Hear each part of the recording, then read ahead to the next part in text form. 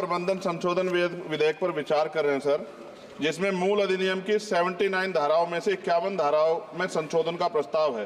हालांकि ये संशोधन आवश्यक हो सकते हैं, परंतु यह तरीके कुछ जटिल हो सकते हैं, खासकर नए सदस्यगण मेरे जैसे के लिए, जिन्हें मूल अधिनियम और संशोधन विधेयक दोनों का अध्ययन करना पड़ता है। इस विधेयक की समझ में कठिनाई हो सकती है और विधायी प्रक्रिया में जटिलता आ सकती है। इस संदर्भ में मेरा सुझाव है कि यदि संशोधन विधेयक के माध्यम से मूल अधिनियम को ही प्रतिस्थापित करके एक नया विधेयक प्रस्तुत करें, तो यह न केवल विधेयक को अधिक स्पष्ट और समझने में आसान बनाएगा, बल्कि लेजिस्लेटिव ड्राफ्टिंग प्रक्रिया को भी सरल कर देगा।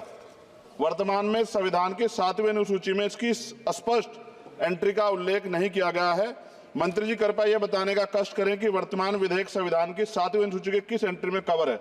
यह प्रश्न इसलिए महत्वपूर्ण है क्योंकि यदि हम इसे संविधान की 7वीं अनुसूची में स्पष्ट रूप से दर्ज करते तो यह विधेयक लाने का आधार और संसद की विधायी शक्ति को स्पष्ट रूप से मान्यता मिलती।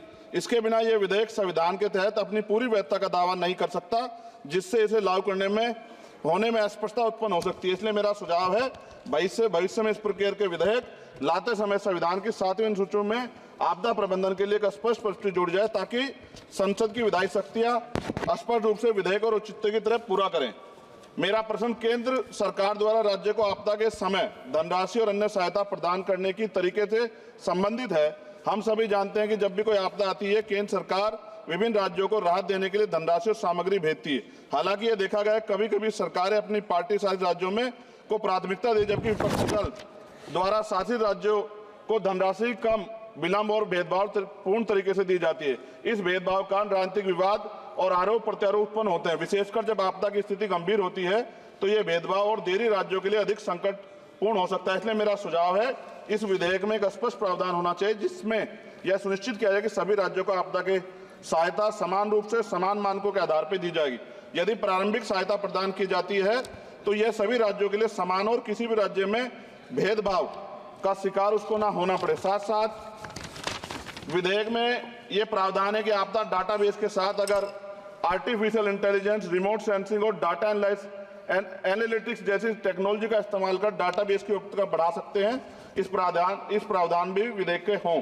एनडीएमए में जो आपने स्पेशली स्टाफ रखेंगे, क्या नियुक्ति में SC, ST और OBC को आरक्षण का प्रावधान दिया जाएगा?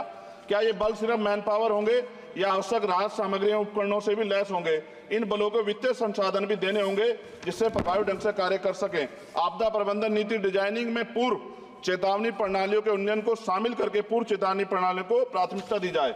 आपदा प्रक्रिया कोष में ऐसे प्रावधान होने चाहिए कि आपदा होने के 24 घंटे में ही प्रभावित राज्य जिला प्रशासन को एक निश्चित प्रारंभिक राशि जारी हो सके। जापान जैसे देशों के तरह 72 घंटे की महत्वपूर्ण प्रतिक्रिया योजना को लागू करना, ताकि समय और बचाव कार्य कुशल समन्वय हो। जनता और NGO को भी एक्ट के तहत बनी सभी एजेंसीज के साथ मिलकर काम करने की योजना पर बल दिया जाना चाहिए। किंतु संशोधन विधेयक में ऐसा कोई प्रावधान नहीं दिखता जो कि आपदा के समय नागरिकों, NGO और सामाजिक संगठन रोल को सुनिश्चित करे। आपदा राहत को नागरिकों के लीगल राइट बनाने पर जोर देना चाहिए। और अध्यक्ष जी, सबसे महत्वपूर्ण ये है, आपदाओं में अपने परिजनों और संपत्ति को खोने वाले व्यक्तियों के मानसिक स्वास्थ्य को सहायता प्रदान करने के लिए मनोवैज्ञानिक पुनर्वास कार्यक्रम को आपदा प्रबंधन नीतियों में एकीकृत करने की आवश्यकता है। वायु प्रदूषण ये भी एक तरह का डिजास्टर है। दिल्ली और NCR के तमाम क्षेत्रों में अध्यक्ष जी इतनी बुरी हालात है, हवा जहरीली हो गई है, मेट्रो सिटी में सब जगह हाल है। इसको भी इसमें जोड़ा जाना चाहिए। लोगों का जीवन कीमती है, लोग जब सुरक्षित नहीं रहेंगे तो फिर जीवन कैसा? सर, नगीना लोकसभा क्षेत्र से मैं आता हूं सर। किसानों को हर बार बाढ़ के कारण नुकसान होता है और जब वो जाते हैं दफ्तरों में तो अधिकारी धमकाकर भेज देते हैं वापस। कोई मुआवजा नहीं मिलता, मुआवजा के नाम पे खाना पूर्ति होती है। सभी लोगों में चिंता है अध्यक्ष जी। इसलिए मैं माननीय मंत्री जी से मांग करूंगा कि जो मांगे हमने इसमें रखी हैं, अगर उनको जोड़ दिया जाए तो इसका फायदा आम जनता, किसानों, सब उन वर्गों को मिलेगा जिनके लिए हम लोग सोचते हैं। और भारत बड़ा देश है, बड़ा भूवर्ग है, कहीं बाढ़ है, कहीं अग्नि है, कहीं जो है रेत की समस्या है, तमाम तरह की मुसीबतें यहाँ है। तो मैं माननीय अध्यक्ष जी आपके माध्यम से सरकार से मांग करता हूं और माननीय मंत्री जी से कि इस बिल पे, जिस विधेयक को और मजबूत करें जिससे इसका लाभ जनता को। माननीय अध्यक्ष जी आपका धन्यवाद। नहीं, नए सदस्य, लेकिन उन्होंने बहुत अच्छा विधेयक पर बोला है। पड़ोस वाले भी समझ लो, अच्छा है। नहीं, ये तो पुराने, यहाँ पे आप जैसे लोगों के अनुभव का लाभ मिलता है इनको, पर आप थोड़ा अनुभव ठीक दो इनको।